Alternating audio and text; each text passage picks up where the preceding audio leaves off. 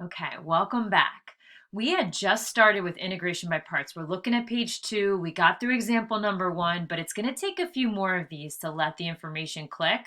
So I wanted to look down at number 2 with you just to get our feet a little bit more wet with this topic. Integration by parts really comes in handy when you see an example like 1 or 2 where usually you have a product. A lot of these start with a product where u sub isn't quite going to cut it. Calling ux squared isn't really going to make the right things cancel, and calling u ln of x isn't going to make the right things cancel in u substitution. So instead, we use this pattern, and I'm going to recopy this pattern by number 2 so that we have it handy. We want to find a way to get this in the format of being the integral of u dv. We want to make a smart choice for u and a smart choice for dv so that we can integrate by this formula. The formula says it's equals just regular, so no integral sign there, just regular uv minus the integral of v du. So that's the formula we're always going to be using for these questions. Okay, so now the fun part. Now we got to get the pieces to the puzzle set up. We have a few suggestions above because we have these two really important choices to make. What are you going to call the u part of it, and what are you going to call the dv part of it? And it doesn't matter which one you picked first. Last time I thought it was easiest to pick u first because if you recall in number 1, x is a lot simpler than e to the x. It was an easier choice. But I don't think this one is such an easy choice because remember the suggestion at the top of the page. It says let u equal something where its derivative is an easier expression, a simpler expression than itself. And I think you can make the case for both parts. Both of these have derivatives that make them simpler expressions. There is a reason that we're going to go for ln of x, and here's the reason. If one part of this is a derivative, this side work is you're taking a derivative, and I'm claiming you're going to get something simpler. So du dx, the derivative of what we just wrote, is 1 over x. You have to say 1 over x is a bit simpler than the natural log function. In for dv, that leaves me, what does that leave me? That leaves me x squared, and that leaves me the dx. There's a rule at the top that says you have to tag the dx part onto whatever you call dv, so that at this point I've scooped up between these two expressions all parts of that original.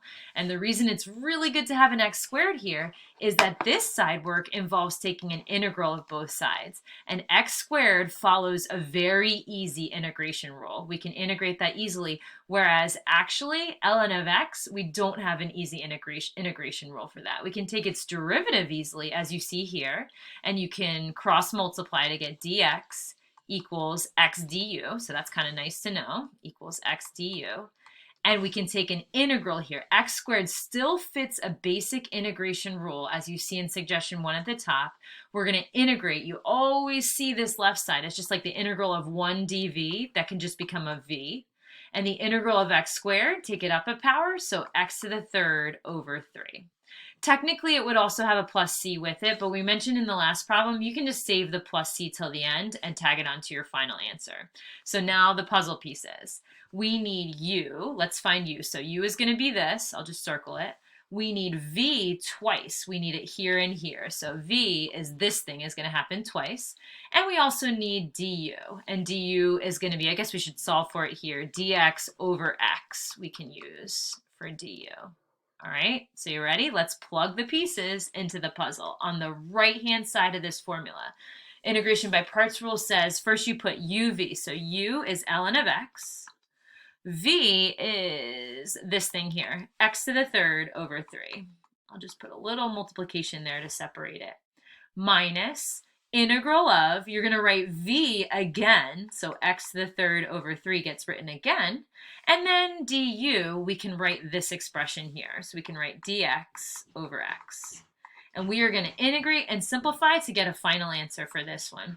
You can leave this one as is. I might just reorder it, putting the fraction first, so no one thinks I'm taking the ln of that part. So that can just stay as the first part of your answer. This second part can be simplified a lot. You can cancel 1x from the bottom with one of the 3 x's up top. So we want to integrate 1/3 x to the second power with respect to x. So we got a little work to do. So we'll leave the first part as is. Now we want to integrate the second part. So it's 1/3 times another 1/3, right? Divided by 3. So 1/9 x to the third, and now's the time to remember that plus c at the end since this is an indefinite integral, Congratulations, as crazy as it was, you've just solved your second integration by parts question. You can also check these solutions, and I want to take the time to show it here. Any of these integrals can get checked by taking a derivative. That derivative is going to involve the product rule. So I'll check by deriving. I'll just put derive and see if we get the original back. Well, way back, this is a throwback to product rule. It's derivative of the first part, f prime g plus g prime f. So derivative of x cubed over 3, the 3 swings down, right? It'll be 3 divided by 3, so 1 x, it goes down a power to the second power, times ln of x normal. So that's f prime g. Then we reverse it, g prime f. So the derivative of ln of x, 1 over x, times the original f of x, x to the third over 3. So that part should cancel one of those with one of those. Last part, we derive this, so minus 3 swings down, so 3/9, 1/3, x squared. And then c is just a constant. The derivative of a constant is 0. Does this simplify to the original? I see the original here, right? Equals x squared ln of x.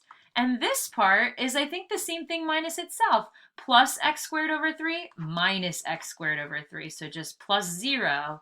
You've checked out. You have your original. Okay, so hang in there with me. We will do some more practice over the coming days, and I'll see you in the next one.